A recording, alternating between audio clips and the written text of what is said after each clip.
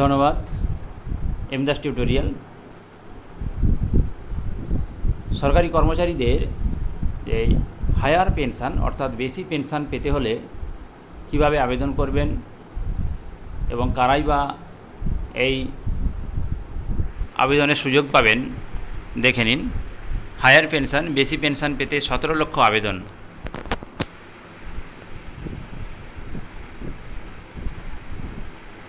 সোমবার পর্যন্ত রাজ্যে বর্ধিত পেনশন পাওয়ার জন্য 31,515টি আবেদন জমা পড়েছিল। তার মধ্যে 736টি আবেদনে সাড়া দিয়েছে দপ্তর। বাকি আবেদনগুলির কী হবে তা নিয়ে সংশয় রয়েছে। বর্ধিত পেনশন পেতে প্রভিডেন্ট ফান্ডের আওতায় আবেদন করতে চান? সময়সীমা কিন্তু আজ মঙ্গলবার ফুরিয়ে যাচ্ছে। সোমবার পর্যন্ত গোটা দেশে অন্তত 17 লক্ষ পেনশনভোগী আবেদন করেছেন, কিন্তু সকলেই কি বেশি পেনশন পাবেন? ওয়াকিবহাল মহল বলছে আবেদন করেছেন অনেকেই, কিন্তু নানা কারণে বহু পেনশনভোগীর সেই আবেদন বাতিল হতে পারে। তারা আসলে শ্রম মন্ত্রকের নির্ধারিত যে মাপকাঠি সেটাই পূরণ করতে পারছেন না। এবার দেখে নেওয়া যাক বেশি পেনশন পাওয়ার জন্য কোন ব্যক্তিকে ঠিক কোন শর্ত পূরণ করতে হয়। এক্ষেত্রে প্রাথমিক শর্ত হলো চাকরিতে থাকাকালীন কোনো আবেদনকারী তার বেতন 15,000 টাকার বেশি বেতন হয়ে থাকলে তাকে পিএফ কাটাতে হবে। অনেকেই এটা করেছেন, কিন্তু বেতনের বাড়তি অংশে পেনশন খাতে তারা টাকার কাটায়নি। সে কারণে অতিরিক্ত পেনশন পাওয়ার জন্য তাদের এই টাকা জমা দিতে হবে। আবেদনপত্র দেখার পরে সেই টাকার পরিমাণ কতটা হবে সেটা জানাবে পিএফ দপ্তর। সেই টাকা জমা দিলেই তবে পেনশন মিলবে, না হলে বেশি পেনশন মিলবে না, আবেদন বাতিল হয়ে যাবে।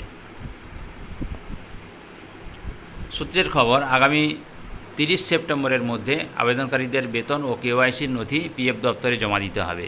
এদিকে আবেদন করলেই অতিরিক্ত পেনশন পাওয়া যাবে এমনটা নয়। সোমবার পর্যন্ত রাজ্যে বর্ধিত পেনশন পাওয়ার জন্য 31,515টি আবেদন জমা পড়েছিল। তার মধ্যে 736টি আবেদনে সাড়া দিয়েছে দপ্তর। বাকি আবেদনগুলি কী হবে তা নিয়ে সংশয় রয়েছে। এদিকে দপ্তরের নিয়ম অনুসারে শর্ত পূরণ করতে না পারলে বেশি পেনশন মিলবে না বলে খবর। এদিকে নিয়ম অনুসারে যে যোগ্য গ্রাহকরা মাসে 5,000 বা 6,500 টাকার বেশি জমা করেছেন বা বেশি পেনশনের অপশনটা বেছে নিয়েছিলেন, তাদের জন্য বিজ্ঞপ্তিতে বিশেষভাবে উল্লেখ করা হয়েছিল। ইপিএফের তরফে বলা হয়েছিল বাড়তি সুবিধা পাওয়ার জন্য নিজেদের কোম্পানির সঙ্গে সংশ্লিষ্ট গ্রাহকরা নির্দিষ্ট ফর্মে আবেদন করবেন।